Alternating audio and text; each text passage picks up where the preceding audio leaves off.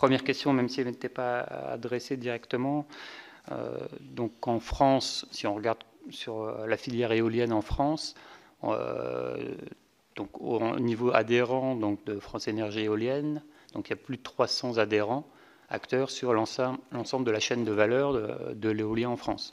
Et en termes d'emploi, l'éolien en France, ça représente plus de 17 000 emplois aujourd'hui, et des emplois qui, année après année, en fin de compte, se développent. Donc c'est un marché qui, en France, est créateur d'emplois et qui va le rester sur les années à venir. En tous les cas, on le souhaite, et donc je parle là de l'ensemble de la chaîne de valeur. Après, il y avait une question sur est-ce que c'est gênant ou pas d'acheter, pourquoi on n'achète pas en gros notre acier en France.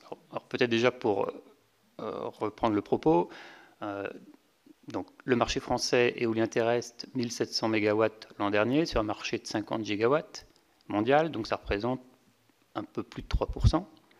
Et nous sommes un acteur mondial.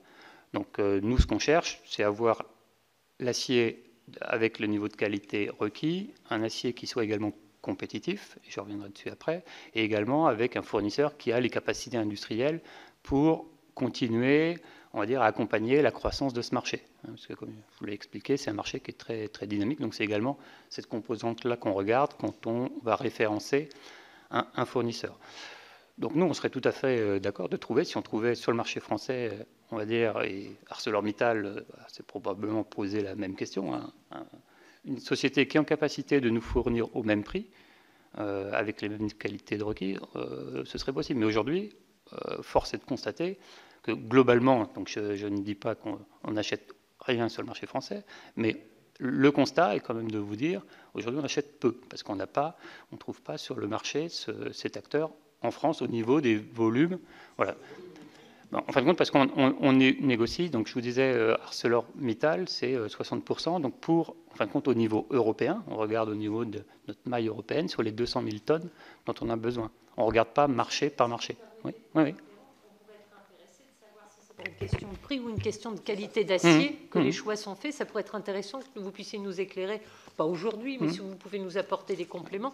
C'est vrai que ça pourrait être intéressant aussi de savoir quelles sont les difficultés ou les manques sur le marché français, justement, de l'acier, sachant qu'on a quand même quelques unités de production qui pourraient s'adapter utilement. Alors, et donc, je reviens donc sur la compétitivité. Donc, les appels d'offres en France sur l'éolien terrestre sont attribués sur le critère du prix de l'énergie.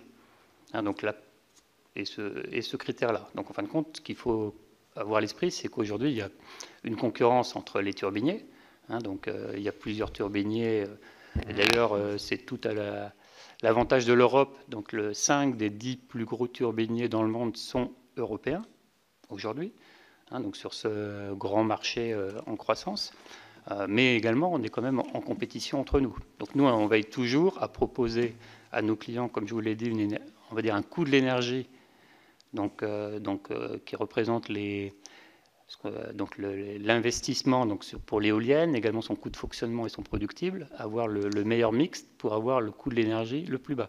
Donc ce qu'il faut peut-être que vous ayez à l'esprit, c'est si on monte le prix de l'acier, et comme ça représente 50 à 90% du coût de la composition de l'éolienne, ça va automatiquement faire monter le prix de l'éolien terrestre, en tous les cas de nous vis-à-vis de nos concurrents. Et globalement, si on faisait tout ça collectivement, ça pourrait faire monter le prix de l'éolien terrestre et de l'éolien en mer qui a besoin d'être compétitif.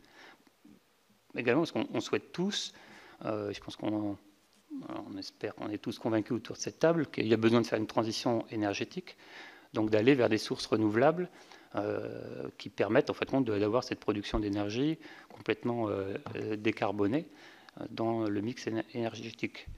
Donc on ne peut pas oublier cet enjeu de compétitivité.